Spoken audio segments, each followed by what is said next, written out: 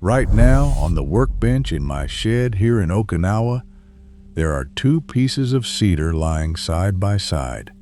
One has a tongue cut into its end, shaped like a key. The other has a slot cut to receive it. In a moment, I am going to slide them together, and when I do, they will lock. Not with glue, not with a nail, not with a single screw, but with the shape of the wood itself. I can lift the whole joint by one piece and the other will not fall. I can pull against it with all the strength these old arms still have, and it will not come apart. And here is the part that will surprise you most. This joint grows stronger with time, not weaker. The nails in your fence work themselves loose a little more every year. This joint tightens. It has held the great wooden temples of Japan standing for 400 years, through earthquakes that turned stone buildings to rubble all around them.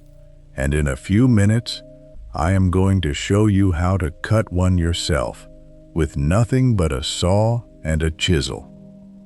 My name is Kenji Takara. I am 81 years old, and I have lived my whole life on the island of Okinawa in the south of Japan. My family has built with wood for more generations than anyone can count. My grandfather was a carpenter, and his father before him, and they raised barns and homes and gates that still stand today, joined the old way, wood locked into wood, without a nail among them. My grandfather used to say that a nail is a confession that you did not know how to make the wood hold itself. He taught me, when my hands were still too small to hold the chisel properly, that wood is not dead lumber to be pinned together like paper. It is a living material, and if you understand its grain and its nature, you can join it so that it becomes stronger than a single solid piece. For 81 years I have built this way, and by the end of this video, you will understand a thing that most builders today have never even seen. But before I show you, I must tell you the part that should make you a little angry. Walk into any hardware store today and look at what fills the shelves. Boxes of nails, buckets of screws, tubes of construction glue, metal brackets and plates and hangers, 1,000 little pieces of stamped steel to hold your wood together, because they have decided, for you, that you cannot join wood any other way. And every one of those fasteners rusts. Every one works loose as the wood swells and shrinks through the seasons, year after year, until the joint wobbles and the whole thing must be torn down and built again. Do you see the arrangement? Steel fasteners fail, so you buy more. Glue lets go, so you buy more. The furniture built with them breaks in a decade, so you buy more. A joint that needs nothing, that costs nothing, that grows stronger for 100 years. There is no money in that for anyone. So they filled the stores with steel and glue, and they let the knowledge of the joint quietly die. Quick word before I begin, and I won't bring it up again. Everything I share here, there's far more of it than fits in one video. So I gathered it all into one book, the Takara Method. And right now I'm keeping it at a special price, lower than it'll normally be. The link's in the description, or point your phone at the code on screen. That's all. Now let me show you today's. Now here is where almost everyone goes wrong when they first try this. And if you do not understand this one thing, your joint will be loose and useless, and you will say the old man was mistaken. So listen closely. People think a wood joint is about the shape, that if you simply cut the right pretty shape, the pieces will hold, and so they cut loosely, roughly, leaving little gaps, thinking the shape alone will do the work. It will not. The secret of a joint that locks is not the shape, it is the fit. The two pieces must meet so precisely, so snugly, that there is no gap at all for them to move within. The wood, pressing against wood along every surface, gripping by friction and by pressure. A joint cut a hair too loose will wobble and fail. A joint cut a hair too tight will split the wood when you force it. The whole craft, the entire art of it, lives in that final sliver of a millimeter, in cutting slightly proud and then paring away, shaving by shaving, testing the fit again and again until the two pieces slide together with firm resistance and then seat home with a sound you will come to love. That is why the machine and the nail replaced it. Not because the joint was worse, because the joint took patience and a human hand, and those cannot be sold in a box. The joint I will teach you first is the simplest of the strong ones, and the most useful, the one my grandfather taught me first. It is a form of what the old carpenters called the mortise and tenon, the tongue and the slot, the very backbone of Japanese building. And it begins not with the saw, but with a pencil line and a truth about which piece you cut first. You always cut the mortise first, the slot, the hole, and the tenon, the tongue, second. This is the first rule, and beginners always do it backward. Here is why it matters. It is far easier to shave a tongue down to fit a slot than to widen a slot to fit a tongue. The slot is cut into the heart of the wood, hard to reach and hard to adjust. The tongue stands out in the open where your chisel can reach every face of it. So you cut the slot to your marked size as cleanly as you can, and then you cut the tongue slightly too fat, and you pare it down to meet the slot exactly. Cut the hole, then fit the peg to the hole. Remember that, and you are already ahead of most who try this. Let me give you the tools, for they are few and humble, and this is part of the beauty of it. You need a saw, a fine-toothed one.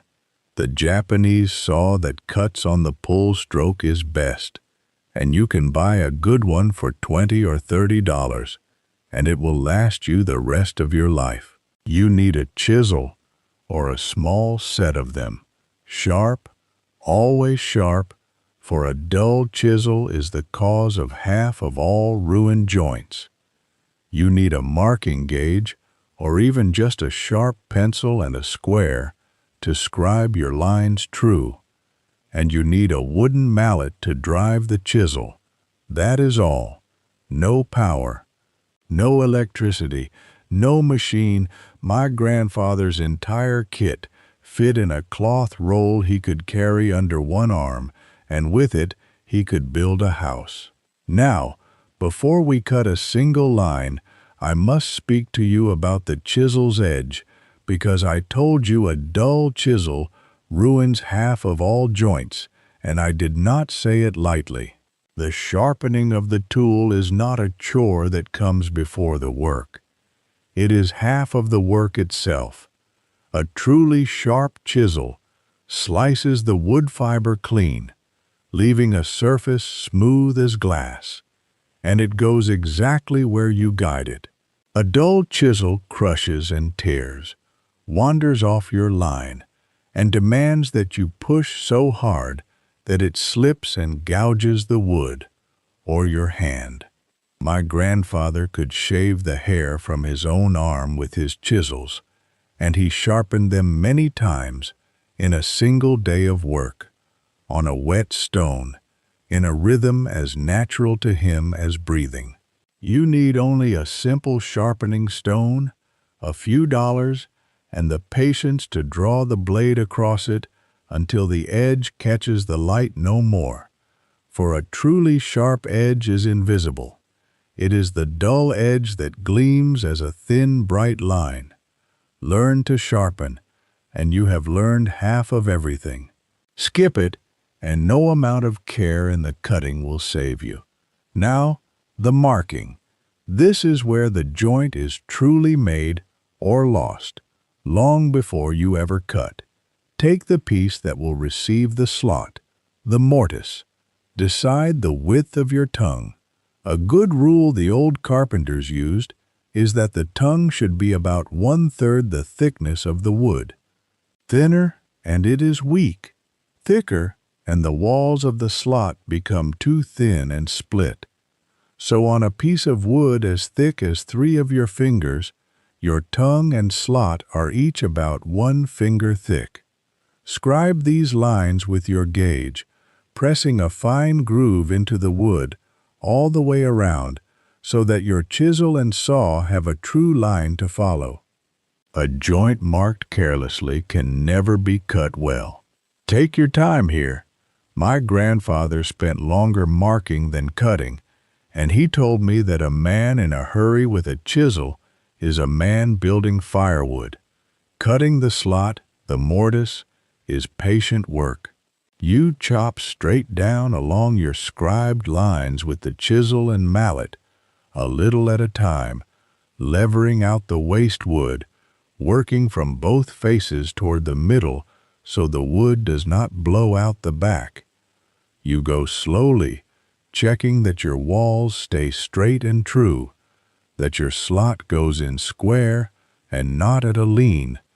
You are hollowing out a clean rectangular socket, its walls smooth, its corners crisp. When it is done, it should look as though it were meant to be there always.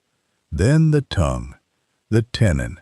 You saw down the shoulders, the cuts across the grain that define where the tongue begins, staying just to the waist side of your line, never on it.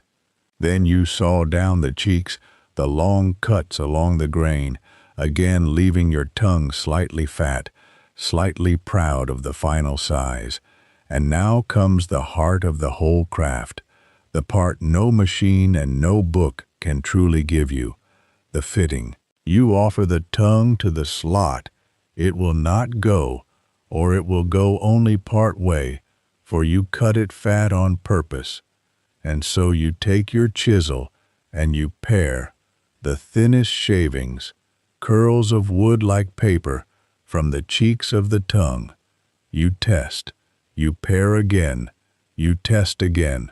Little by little, shaving by shaving, the tongue approaches the slot, until at last it slides in with firm, even resistance and seats home, tight against the shoulders, wood gripping wood along every face. When you feel that first perfect fit, you will understand in your hands what I have been trying to tell you in words.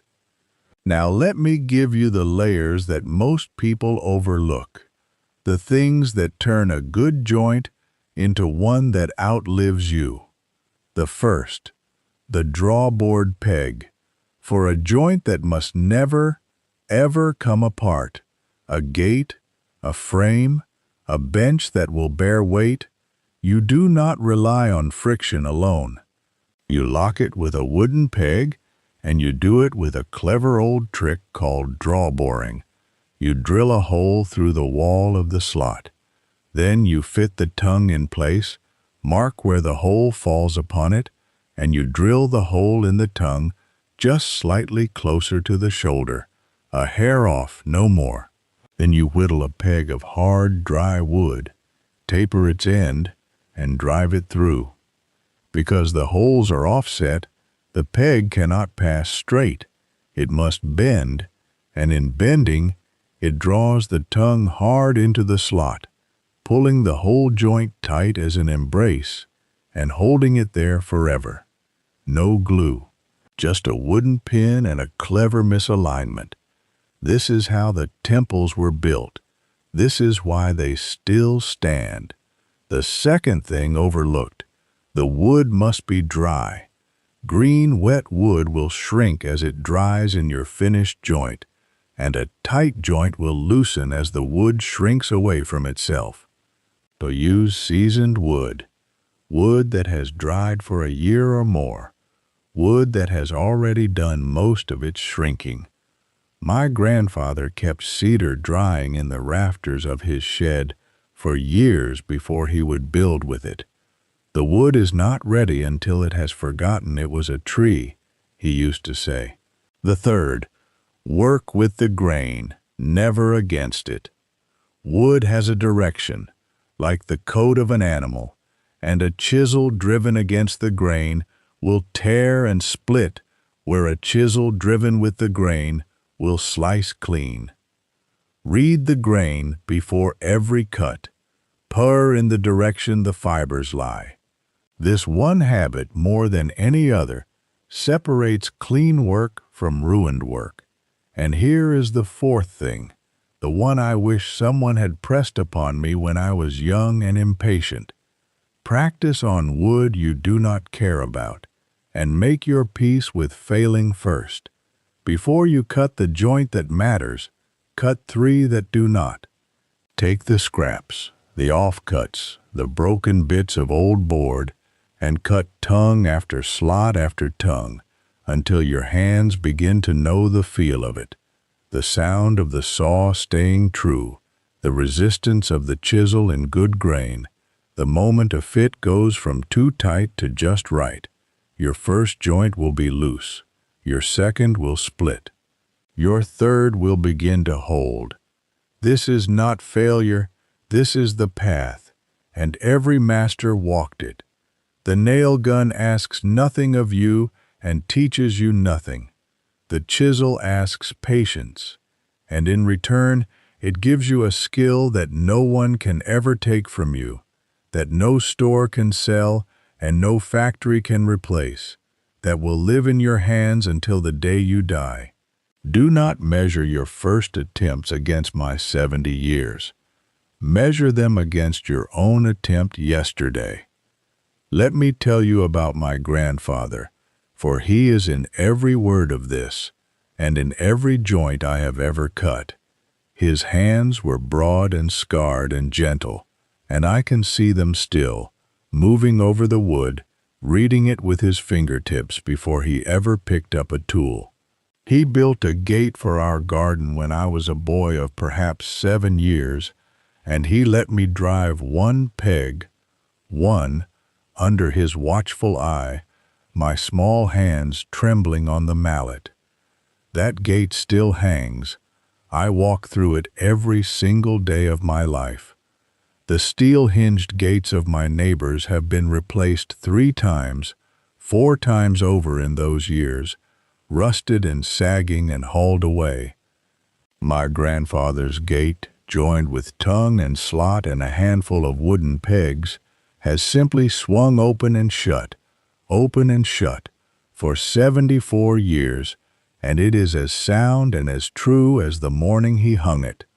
When I pass through it, I am passing through his hands. He has been gone 40 years, and still he holds the gate for me. And this is the whole of mottainai, the deep heart of it. It is not only that we waste no wood, no nail, no material, it is that we refuse to waste the knowledge, the skill, the patient work of the hand, which is the most precious and most wasted thing of all in this hurried age. A joint like this is not merely a way to hold 2 boards together without a nail. It is a way of saying that the thing you build matters, that it is worth doing well, that it should outlast you and serve those who come after. The store sells you speed and steel, and a thing that fails on a schedule. The old way offers you patience and skill, and a thing that holds for 400 years. One of these makes a company rich, the other makes you free.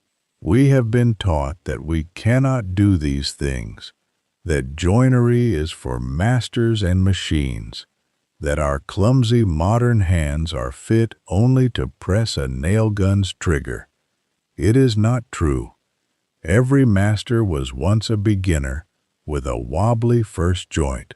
My first joint was loose and shameful, and my grandfather smiled and told me to cut another.